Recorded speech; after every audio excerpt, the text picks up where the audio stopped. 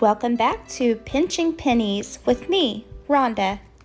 In today's video, I'm showing you how I saved tons of money by decorating with things I found at Goodwill and thrift stores. Plus, how to achieve the perfect chippy finish. And stick around to the end so you can catch my 5 off 25 plan for this upcoming Saturday, July 20th. I apologize, there is not a quiet place in this whole house to do this recording because we're having a heat wave and there are fans and air conditioners blowing everywhere. But all that aside, let's get started. So here's all the stuff that I found the last time that I went thrifting. Well, probably the last couple of times I went thrifting. This curtain's gonna go up in my laundry room. It was $1. I already am using some of these spoons for my coffee spoons, the nice ones. And I love this rolling pin. I have plans to craft with it. A canister for $2. Where can you go wrong? The recipe holder is a broken thing. I'll show you that later. This Mr. and Mrs. Wedding picture frame, I figure I can redo somehow. Of course, I have to have my plates and that glass piece in the back my mother-in-law gave me. You don't have to craft or paint or DIY everything that you thrift. Some stuff looks so cute just the way it is. But if you want to do some tweaking to your items, follow me. So this thing is actually broken. So you see how it's crooked and not really holding on very well. So I'm actually going to take this apart. And a crafty tip is to save all of your little screws and hinges and pieces that you take off of things because you might want to use them in a new creation later on. Since this couldn't be a recipe holder anymore, I decided it looked like a cutting board. And it wouldn't be I couldn't make it a real cutting board, but I can make it a decoration. So I'm going to take this apart. It looked like it was just glued together. And I was wrong. It actually had 3 nails. So when you're taking things apart, look out for nails and use your pliers to remove nails and dangerous things. Then I sanded where I took the piece off. And I sanded where they had labels on the back. I figured the first step to making this look like a cutting board was to paint it all one uniform color. So I'm painting the front and the back with DIY paint in the color white.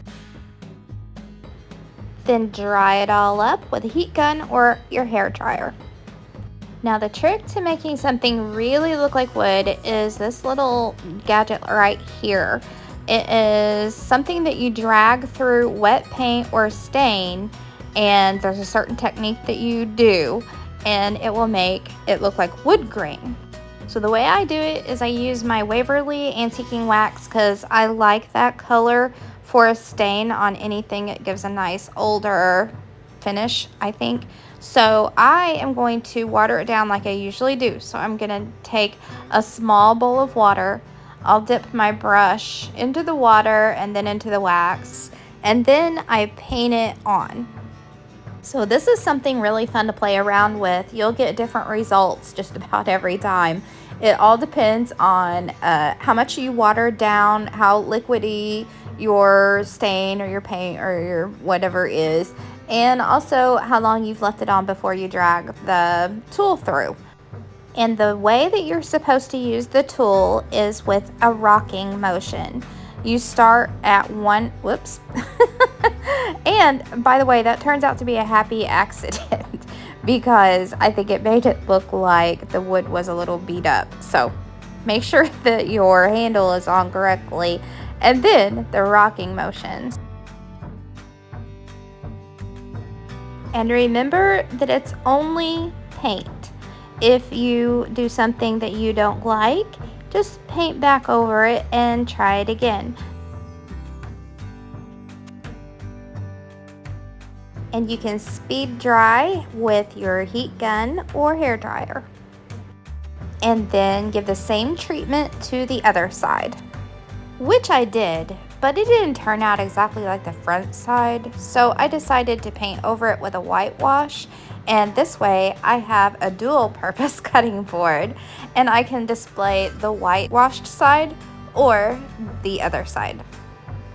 Now the whitewash is just my dirty paintbrush. It's just the paintbrush that I used when I was painting this whole thing white, and when I got done painting it, I put it over here in my jar of water. And so I just picked that paintbrush up knowing that it would have white paint still on it and it would be watered down from the water. So I just improvised, and look, it worked out okay. And then the final step is to distress around the edges with sandpaper.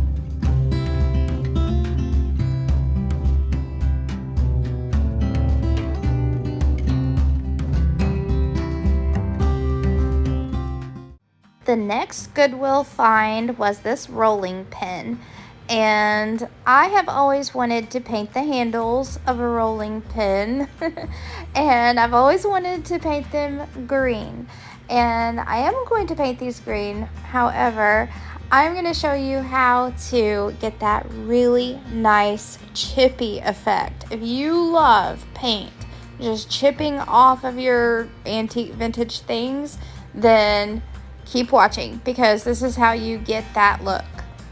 The first thing you need is a base coat of paint. It doesn't have to be chalk paint, but it needs to be a darker color than what your top coat is going to be. So my top coat is going to be white, so I'm painting these handles green so that green will show through the chipping off white paint. And dry it up with your hair dryer or heat gun. Now the magical thing to get the chippy paint is milk paint, and so I get this from Fusion Mineral Paint, sells it, and it comes in a packet like this. It's a powder and it's a 1-to-1 ratio, and you don't want to mix up too much at once because you have to use it at the time that you mix it up so it won't keep. So I try to just mix up a little bit at a time, just like 1 teaspoon of powder and 1 teaspoon of water is all I mixed up to do the handles of this rolling pin. After you're done mixing it up, it has to sit for 10 minutes. After 10 minutes, it's ready to paint with. Now what you'll notice about milk paint is that it's very, very watery. So it's going to go on really thin, and the first coat isn't going to look very good. But don't despair, because the second coat looks a lot better, and that's where you get the magic chippiness. Now the first coat may not produce any crackling or chipping when you apply your heat. So this is how it works. You have to apply heat to this thing, and then that milk paint will start to dry up and chip away. So sometimes you can get that off 1 coat, but I usually don't. It's going to take multiple. When you put your second coat on and then use your heat gun or hair dryer, that's where you usually see most of your chipping. But I use extra layers of paint here and there, like just in spots where I think, oh, I would like to have some little chippy pieces here. That's where I put another little dot of paint and dry it up with the heat, and it'll turn into little chippy pieces. If the paint isn't flaking off by itself, you can help it along with a butter knife.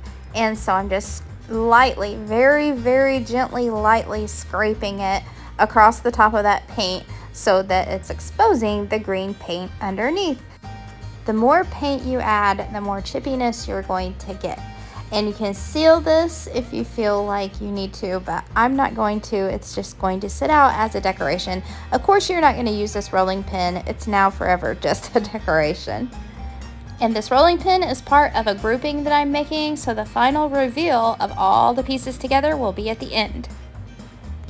The glass vase that my mother-in-law gave me, The only thing I could think to do with it would be to paint it and make a floral arrangement. So I am doing the same technique with this vase as I did the handles of the rolling pin. I'm going to use this same Celery Waverly chalk paint and do my base coat with that. I only did one coat with it, and then I did my 2 coats of white milk paint.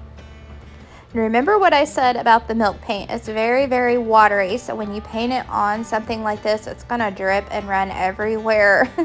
I don't let that bother me much. I just wipe up where it doesn't belong and go on.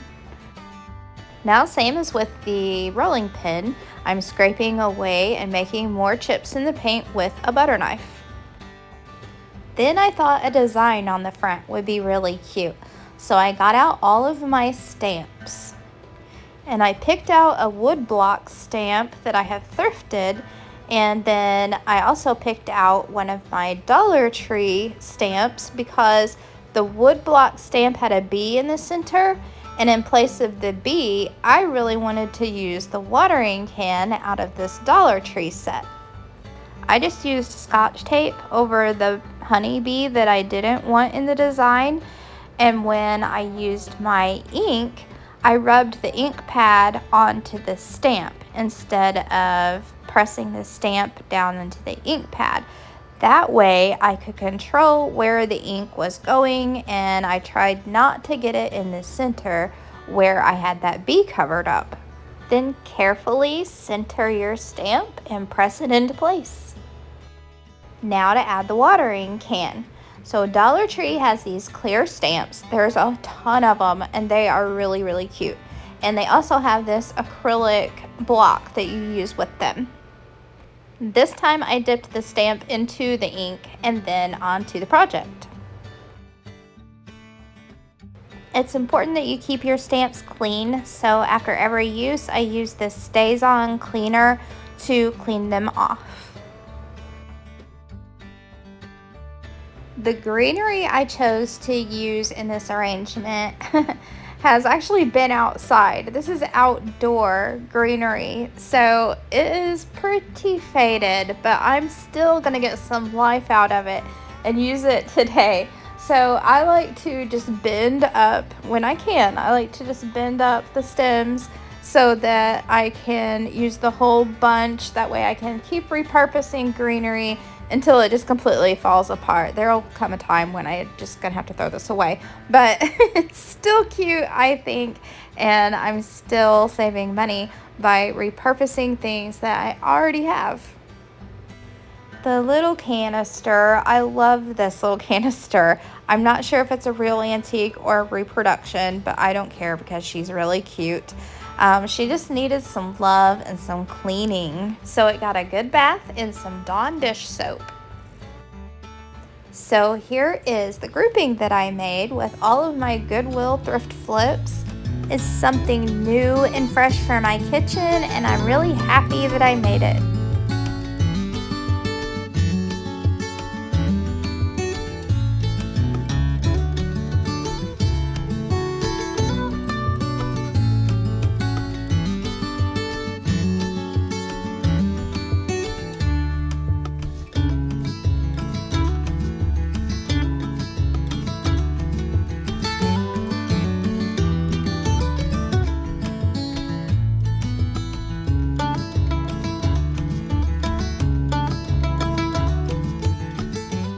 Guys, look at these ball mason jars. I am in love with these mason jars. I've posted about them on Instagram and Facebook, I think. Are they not the sweetest? So they're at Walmart. You can get them a 4-pack for $12.98. And for something that makes me so happy to look at, I say that that's a bargain. I'm not an affiliate. I just wanted to share this, and I thought that you would like them too.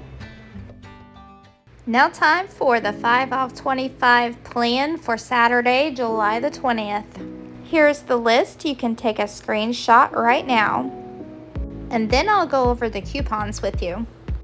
We have a $2 coupon for Oral-B manual toothbrush, and it does apply to this toothbrush for $1 pictured here. The extra $1 is an overage and it'll come off at the end of your total. We have a $2 coupon for copper tone, a $3 coupon for Energizer Max batteries, and that's the AA or the AAA pack, $4 off Skintimate razors, $2 off Oral-B floss picks, and $1 off Cottonelle. Don't forget to clip your 5 off 25, only good for Saturday. Enter your phone number at the register so your coupons will apply, and here's the breakdown. We have $27.35 worth of products and $19 in coupons. That leaves us $8.35 plus tax to pay at the register. So good luck, I hope you score. Every week I like to end my video with 2 minutes of calm, and this is Hurricane Beryl. By the time it got to my neck of the woods, it was just a really hard downpour, but my little ducks were just out having a ball.